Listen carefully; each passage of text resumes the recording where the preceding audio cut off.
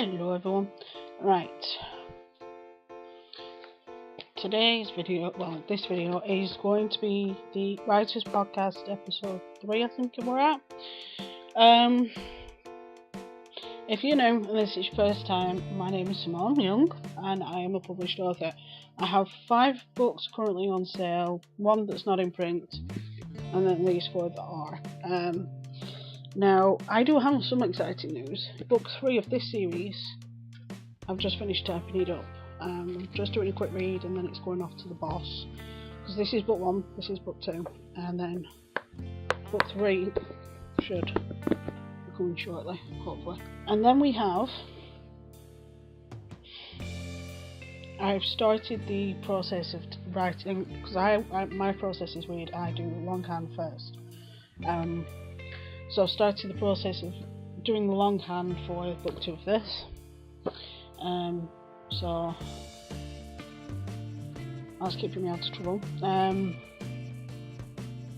As soon as I get, and also I'm hoping to lock in a date for London shortly. I'm just waiting for a few bits and pieces off the boss and off my publisher, and then I can go full steam ahead. That's pretty much it. I have settled on a title, but I'm going to do an announcement video on that one all on its own. Once I've got the once I get a date as well, I'll pop all that together. Right, character development is going to be the topic for this podcast. Because I always try and cover something else in the podcast other than what I'm doing. Because when you're an author, there's not really much you can podcast about, because I can't share what's in the new book, because then there's no point in me writing the book if I'm just going to tell you. So what I try and do is, if you do want to be an author, I'll give you a few pointers towards certain things. And this time I thought I'd do character development. Now, character development is important for several reasons. It propels a book forward. It shapes the book itself, and it also draws in the audience. The more you develop a character, the more you describe a character's personality, their sense of humour, their history, the more a person will get invested with that character. A good use of character development will ensure A, that your reader will stay engrossed in the story, B, that they will stay involved in the story, and C, that they will come back for more. Now, I always start off with backstories for every single one of my characters. It's quite fun because I have folders on characters and all sorts of things. It's beyond the joke.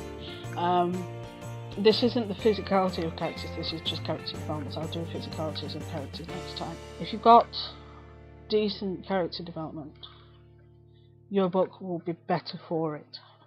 You also need 3-dimensional characters. If you have a character and all they have is one thing that they're concentrating on, talking about, thinking about, it gets old fast.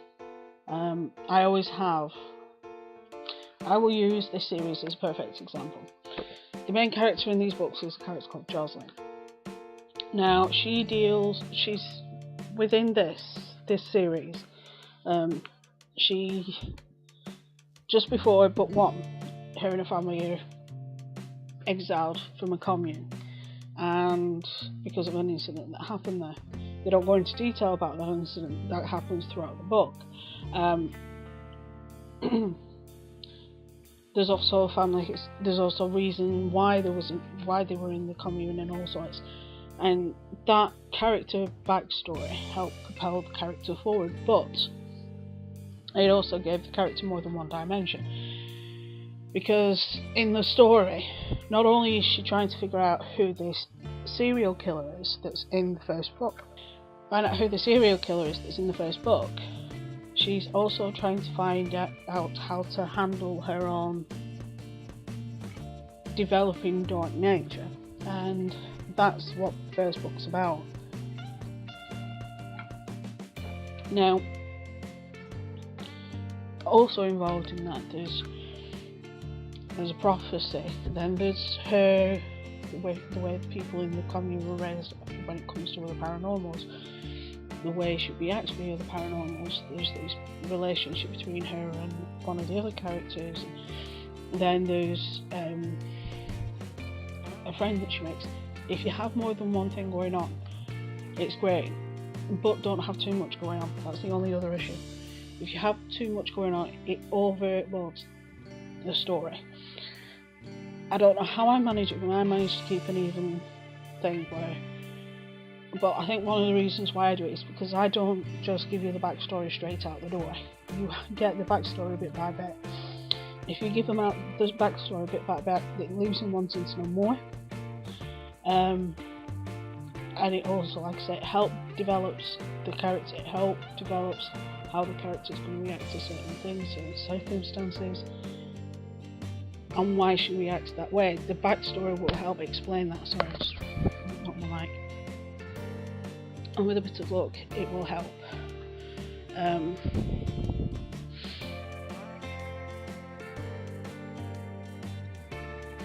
Like I said, doing it slowly will pull more people in. It will pull more people into your web of love, basically.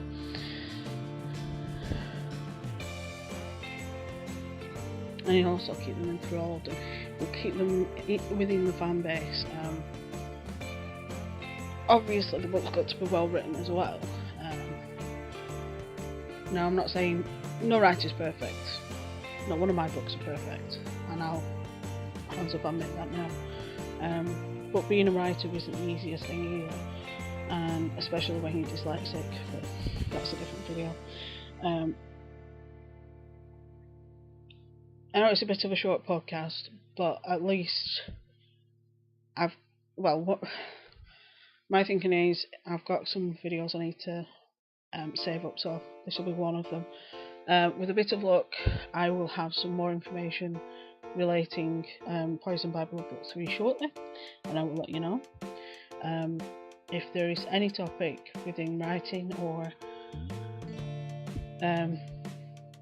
anything that's going on at the moment, please don't hesitate to pop it down below, and I will try my best to answer it.